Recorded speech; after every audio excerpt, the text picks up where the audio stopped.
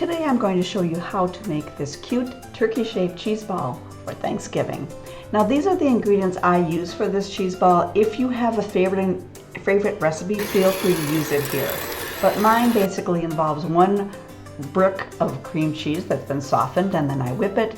Then I add whipped cream cheese, the chive flavored variety, for another layer of flavor.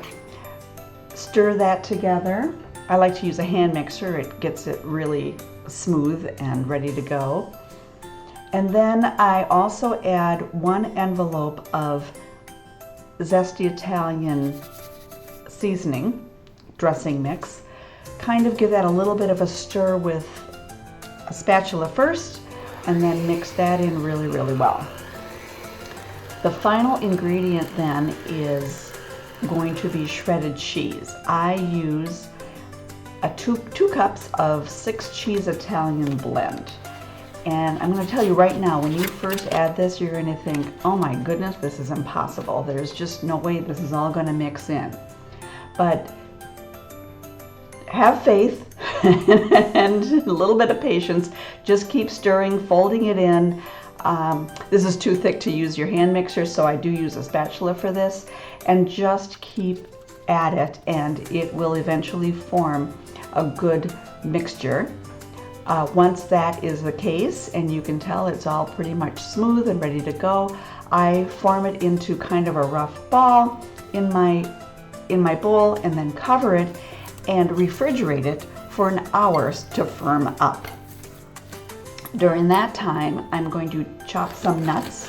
I do have an old-fashioned nut chopper, and we need at least about a 1/2 cup of nuts. I am using pecans, and I like to spread those out on either a piece of plastic wrap or wax paper, because you're going to be using these to roll the cheese ball in. Set that aside, and once that hour is up, let's take that cheese ball out of the bowl and take a look at it, and sure enough, it is firm and ready to roll. So I just use my hands for this. This is why I kind of had all the nuts all ready to go and spread out, because your hands get really messy. So I just form the ball first with my hands, and then just start rolling it in the nuts. And as you do this, you can see, you've got little spots that need a little bit of extra help. That's pretty easy to do. Just kind of continue doing this until your nuts are pretty much used up and your cheese ball is covered and looks the way you want it to look. You can see I also have the serving plate all ready to go here. Again, it's another thing you just have in place before you start this, because with messy hands, you just want to have this all set to go.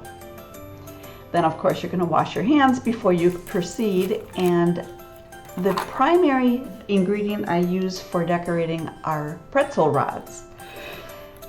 The bag of pretzel rods actually had a couple of these that were already broken, and I checked and it's like, oh, that's about the right length.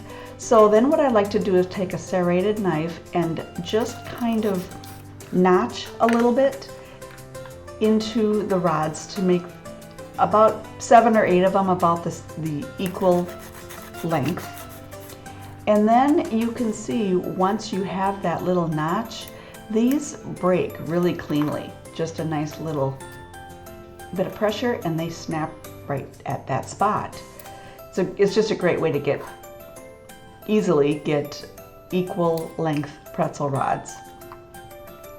And then when you have a set of these ready to go, we're going to use these to make the tail.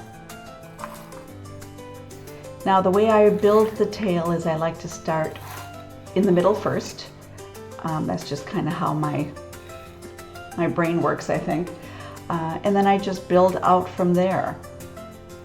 I make the pretzel rods kind of equal distance from each other, and I try to make them the equal length after you've stuck them into the cheese ball. You can see 5 was enough the way I spaced them to make the tail as wide as I wanted it, so I decided to use some more kind of in between the pretzel rods I used, and kind of fill in the gaps, but it's in between but slightly behind that first row of pretzel rods, and that just kind of fills it in really nicely. And then another touch, completely optional, I also have pretzel sticks, and I decided to use a few of those in the front just to once again give another layer, give it a little more depth and a little bit more detail. Again, this is entirely optional. I usually don't do this. Sometimes I do, sometimes I don't. It just is another way to make it a little more fun. The really important piece is the neck. I use one more pretzel rod for the neck. This is honestly what gives it all of its cuteness, because I use a dab of cream cheese and then 2 candy googly eyes. Now, you can see I'm making sure I have enough cream cheese because I need enough there for 2 googly eyes as well as the beak. The googly eyes are what give this turkey the startled expression, which every turkey this time of year should be a little worried and kind of startled at the danger they're in.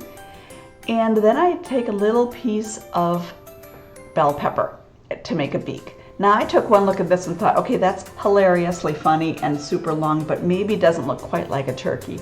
So I decided that was a little too long for me, went back and cut it again, and then reattached it. And again, this is entirely your choice. Make it whatever length you want. Both are incredibly cute and will work just great.